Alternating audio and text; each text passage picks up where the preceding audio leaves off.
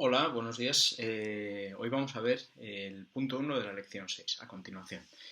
Bueno, de hecho la lección 6 tiene las siguientes partes. En primer lugar hablaremos del proceso de evaluación y selección de alternativas estratégicas. Después analizaremos cuál es el proceso de implantación estratégica, en qué consiste la implantación de la estrategia y finalmente analizaremos o pasaremos a tratar sobre el cambio organizativo. Pero en esta primera parte nos vamos a centrar en el proceso de evaluación y selección de alternativas estratégicas, o sea, elegir una estrategia. ¿Dónde estamos? Este es el proceso conjunto, el proceso estratégico total de la empresa, empezando por misión, visión, objetivos, análisis externo, amenazas, oportunidades, análisis interno, fortalezas, debilidades, después formulación y una vez hemos formulado distintas alternativas estratégicas, tenemos distintas opciones, distintas posibilidades, nos toca elegir cuál es la alternativa estratégica que vamos a poner en marcha en nuestra organización, para después implantar, controlar y volver al principio, al punto de partida. Bien, vamos a ver. La selección estratégica. Ahora lo que tenemos que hacer es, entre varias alternativas estratégicas que se nos han planteado, queremos crecer el año que viene. ¿Qué podemos hacer? Podemos intentar abrir una sucursal en Portugal. Podemos intentar desarrollar productos nuevos. Podemos hacer varias cosas. Tenemos distintas alternativas estratégicas. La cuestión es, la selección estratégica es elegir una, con el fin de ponerla en funcionamiento. ¿Y por qué es un punto importante? Bueno, es un punto importante porque, en primer lugar, a partir de aquí lo que tenemos que hacer es implantar la estrategia y, una vez implantada la estrategia, es muy complicado volver atrás. Tendría que volver a implantar una nueva estrategia diferente. En el caso de error nos puede costar mucho dinero o puede costar la supervivencia de la empresa. Es importante y además no es sencillo. ¿Y por qué no es sencillo? Bueno, porque estamos tratando con decisiones de carácter estratégico. Muchas de estas decisiones nunca las hemos tomado. Tienen un alto grado de incertidumbre. Precisamente por esto no suele haber muchas veces experiencia previa. Si hay experiencia previa, normalmente la decisión no es tan estratégica. Lo que digo, pues nuestra internacionalización. Hoy es la primera vez que entramos en el mercado ruso. Hay un alto grado de incertidumbre, a ver qué va a suceder. Podemos tener información, pero no sabemos qué va a pasar. En segundo lugar, como decisión estratégica que es compleja. Es compleja, afecta al conjunto de la organización y sus consecuencias se reflejan también en ese conjunto de la organización. Además, como vimos en el primer tema de Dirección Estratégica 1, en la noche de los tiempos, hay una serie de factores que pueden limitar la racionalidad. En primer lugar, la racionalidad limitada de los propios decisores. Por muy listos que sean, no conocéis a un grupo de personas que sean capaces de conocer todas las alternativas posibles para una decisión. En segundo lugar, las decisiones pasadas. Podemos tener influencia. Imaginad, yo hice una joint venture hace 4 años y me salió mal. Pues puede ser que esa influencia me haga pensar que todas las joint ventures van a salir mal y tome por tanto malas decisiones, eliminando de mi cabeza un tipo de estrategia que a mucha gente y a muchas empresas les funciona bien. ¿Qué más? El uso de la intuición. A veces tomamos decisiones estratégicas eliminando la racionalidad porque intuimos qué es lo que vamos a hacer, queremos hacer esto y tal. Y finalmente, y es muy relevante, la presencia de distintos grupos de interés. Si os acordáis del análisis de stakeholders que se hizo en Dirección Estratégica 1, esto puede condicionar el nivel de racionalidad de la toma de decisiones. Puede plantearse un conflicto de intereses entre stakeholders y tendremos que elegir. Si os acordáis, tuvimos un modelo de mapa de stakeholders considerando poder, legitimidad y urgencia. En todo caso, muchas veces satisfacer a un stakeholder complica satisfacer a otro y tendremos, que elegir. Bien, el proceso de selección estratégica se concibe en 3 fases diferentes. Tenemos una serie de alternativas estratégicas diseñadas. Podemos hacer esto, esto, esto o aquello. Bien, a partir de aquí nos hacemos una primera pregunta. ¿Estas estrategias, cada una de ellas, es adecuada para nuestra organización? ¿Qué quiere decir adecuada? Que encaje bien con el análisis interno y con el análisis externo. Algunas estrategias sobreviven a esta prueba. Tenemos X estrategias que son adecuadas. Perfecto. Ahora nos preguntamos si son factibles. ¿Qué quiere decir factibles? Si se pueden hacer, si se pueden poner en práctica. Tenemos una estrategia, puede ser adecuada, ¿y ahora qué? ¿Ahora es posible poner en práctica esta estrategia? Tengamos varias estrategias que son adecuadas y factibles. ¿Qué nos queda? Que sean aceptables. ¿Aceptables para quién? Para los stakeholders y, como veremos a continuación, sobre todo para los críticos y determinantes. ¿Qué sucede después de este proceso? Podemos tener tres escenarios. Escenario 1. Hay varias alternativas que son adecuadas, factibles y aceptables. Esto es maravilloso. ¿Qué hago? Pues las clasifico en función de su grado de adecuación, factibilidad y aceptabilidad. Las clasifico, las evalúo y elijo una. Este es el mejor de los mundos. Hay otro mundo que tampoco está mal. De todas las alternativas estratégicas que yo había contemplado, solo una sobrevive. Solo hay una estrategia posible. Bueno, pues tenemos estrategia. Ya está, no hay más que pensar. Finalmente, ¿qué sucede si ninguna estrategia es adecuada, factible y aceptable? Lo que tendré que hacer es sopesar los pros y los contras de cada una de las alternativas estratégicas. Y en este caso podríamos decir, de una forma un poco burda pero realista, elegir la menos mala.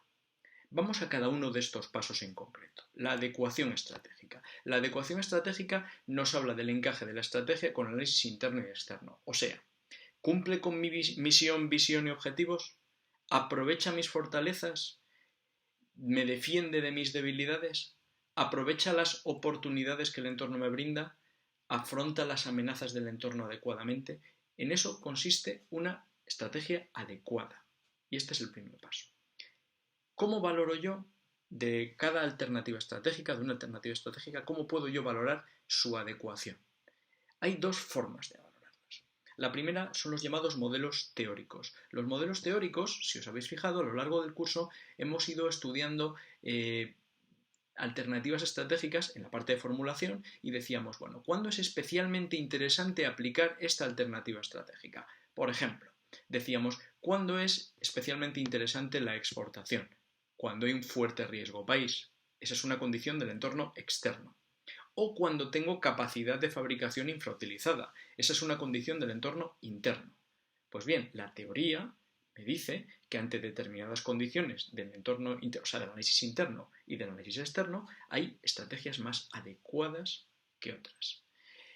Aquí se aplican todos los modelos teóricos que hemos estudiado, el modelo de 5 fuerzas, el modelo de la matriz BCG, la cadena de valor, todos ellos nos dan recetas y que nos indican qué estrategias pueden ser más adecuadas que otras en determinados casos. Respecto de la evidencia empírica lo que hace es que vincula las estrategias con los resultados ante determinadas situaciones internas y externas. ¿Qué estrategias funcionan mejor que cuáles otras en función del contexto interno y del contexto externo?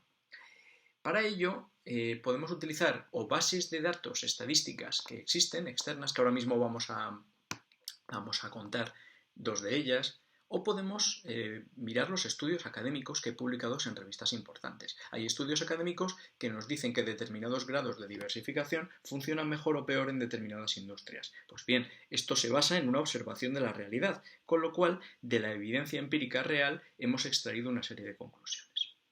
Una cosa me queda por decir de la adecuación estratégica, y es que está relacionada con un concepto que vamos a llamar ajuste estratégico. El ajuste estratégico es el ajuste de una alternativa estratégica con el análisis estratégico, con el contexto interno y externo de la organización. Bien, a eso le vamos a llamar ajuste estratégico. Hemos hablado de la evidencia empírica y hemos hablado de una serie de unas bases de datos. Las más conocidas, a nivel mundial, a nivel internacional, es la PIMS, la base PIMS, Profit Impact of Market Strategy. Esta base de datos fue originalmente promovida por los directivos de General Electric.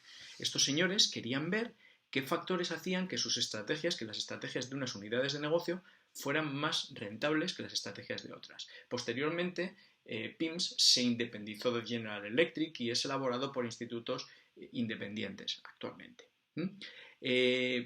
Recoge cada año una serie de información de empresas. Las empresas participantes tienen que entregar información sobre más de 50 variables. A base de esta recogida de información, tiene actualmente acumulados más de 25.000 años empresa de información. Más de 25.000 años de información de empresa. O sea, de la empresa 1 puede tener 10, de la empresa 2 puede tener 25, de la empresa... En total 25.000 años de información, lo cual es una barbaridad.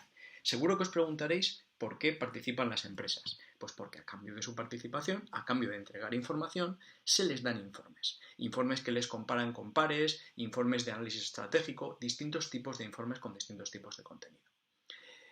La base PIMS contiene más de 50 variables y tiene un modelo estadístico que, incluyendo estas 50 y pico variables, explica más del 70% de las diferencias en rendimiento. O sea, la diferencia de la rentabilidad entre una empresa y otra la consiguen explicar a base de 50 y pico variables. A ver, esto es un análisis grueso, pero en cada sector, pues puede que con un número mucho menor de variables expliques un porcentaje relativamente relevante de las diferencias en rendimiento, lo cual indudablemente está muy bien. ¿Qué tenemos en España? Tenemos la encuesta sobre estrategias empresariales que lleva a cabo la Fundación SEPI. Esta encuesta recoge información de empresas manufactureras, o sea, de producción de bienes, no de servicios, de más de 10 empleados y se centra principalmente en las que tienen más de 200. O sea, que entre 10 y 200 tiene datos, pero entre 200 o de 200 en adelante tiene bastante profundidad de datos. Incluye información sobre algunas de las estrategias más importantes que estas empresas llevan a cabo, sean de exportación, de fusiones y adquisiciones, sean de desarrollo de productos, de más de, etc. Y esa información se puede relacionar con los resultados de la empresa para hacer un análisis. En segundo lugar, después de la adecuación que viene, la factibilidad. ¿Qué es ser factible? ¿Qué es ser factible? Ser factible es ser posible. Es si es la alternativa estratégica posible para la empresa. ¿Y qué quiere decir que sea posible? Que la podamos poner en marcha en esta empresa. Claro, imaginad, el frutero de mi barrio. No, tu mejor alternativa estratégica sería ahora mismo comenzar a vender frutas en Brasil. El frutero de mi barrio dirá, ¿cómo vendo yo frutas en Brasil? Si somos mi cuñado y yo y compramos en Mercamadrid todos los días y tal, ¿qué demonios voy a hacer yo ahora para...? Entonces, probablemente esta estrategia, que sea muy adecuada, no sea factible para el frutero de mi barrio. ¿En función de qué vamos a valorar la factibilidad? De tres cosas. En primer lugar, de la disponibilidad de recursos y capacidades. El frutero de mi barrio no tiene los recursos para vender fruta en Brasil, para empezar. Bueno, tenemos los recursos, tenemos las capacidades y si no los tengo, ¿puedo obtener los recursos? ¿Puedo obtener las capacidades? Adicionalmente, el ajuste organizativo. ¿Encaja la estrategia con mi organización?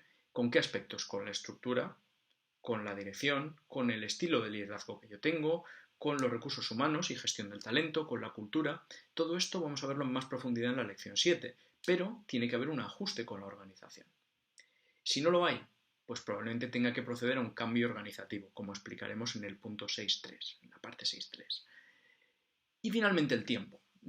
¿Podremos realizar todas las actividades para poner en marcha esta estrategia a tiempo? Imaginad que en este contexto del coronavirus una empresa decide que lo mejor que puede hacer es fabricar, por ejemplo, desinfectante hidroalcohólico. Bien, ¿quién lo ha hecho? Pernod Ricard. Pernod Ricard es una distribuidora de alcohol. ¿Puede Pernod Ricard hacer esto? Pues probablemente puede, porque tiene la capacidad de poner a las empresas que fabrican alcoholes etílicos para ella a fabricar alcoholes metílicos y poder mezclarlos con jabones, glicerinas, etc. Pero a lo mejor quien no puede hacer esto, Pernod Ricard puede porque tiene los recursos, etc. A lo mejor quien no puede hacer esto es una empresa que se dedica a fabricar muebles. ¿Por qué? Pues porque, imaginemos, puede llegar a adaptar su producción, pero no llegaría a tiempo. No llegaría a tiempo. Este concepto de la factibilidad está directamente relacionado con el ajuste organizativo. El ajuste organizativo tiene que ver con el ajuste de la organización, de la estructura, de la cultura, del medio organizativo, con la estrategia empresarial. Yo tengo una estrategia empresarial y tiene que ver con si encaja la organización o no con esa estrategia. Puede ser que la estrategia sea tan novedosa que la organización no sea capaz de ponerla en práctica porque tiene una cultura diferente, porque tiene un estilo diferente. Bien, nos queda la aceptabilidad. ¿Qué es la aceptabilidad? Pues muy sencillo, que los stakeholders acepten la estrategia. Claro, esto se basa a su vez en tres partes. En primer lugar, en términos de creación de valor. Los shareholders, o sea, los accionistas, buscarán la creación de valor y la rentabilidad, que es la base de la creación de valor. Por tanto, si la estrategia no es rentable o no va a crear valor, no va a ser aceptable para los accionistas. ¿Qué sucede en una organización cuyo objetivo no es la creación de valor? Por ejemplo, una ONG. Puede tener como objetivo no crear valor, sino atender personas, etc. Pueden utilizarse en este caso otras técnicas. Hay una muy conocida que es el análisis coste-beneficio, que no va orientado al valor, sino con los medios que tenemos, qué impacto podemos llegar a lograr. Por otro lado tenemos el riesgo financiero. Claro, la creación de valor lleva aparejado un riesgo financiero. El riesgo financiero, por cierto, hay dos riesgos que tenemos que considerar. El primero, el de la estrategia de forma independiente. ¿Qué riesgo financiero tiene la estrategia, la alternativa estratégica concreta que estoy considerando? Por ejemplo, ¿cuál es el riesgo financiero que asumo intentando entrar en el mercado ruso? Y el riesgo financiero no de la estrategia, sino el que causa el conjunto de la empresa, porque puede que poner en marcha esa estrategia implique un mayor riesgo financiero para el resto de negocios de la organización. Luego para el resto de la empresa en su conjunto. Finalmente, el riesgo político. El riesgo político está relacionado con el análisis de los grupos de interés. Si os acordáis del mapa de grupos de interés, teníamos unos grupos que tenían al mismo tiempo poder, legitimidad y urgencia. Les llamábamos críticos o determinantes. Y un stakeholder, un grupo de interés crítico o determinante, sin su consentimiento, no hay solución a un problema estratégico. No hay estrategia. Una estrategia que no satisfaga suficientemente a los stakeholders críticos no va a poder ponerse en marcha. La cuestión es que cuando analicemos las estrategias tendremos que tener en cuenta cuál es su impacto en los diferentes stakeholders, no solo en los accionistas, y cuál es la posible reacción de estos stakeholders ante la puesta en marcha de una alternativa estratégica concreta. La RSC es cada vez más importante. ¿Por qué? Porque la sociedad como grupo de interés cada vez es más importante para cualquier empresa. Dicho lo cual, ya con esto finalizamos el punto 1 de la lección 6, la parte 1 de la lección 6.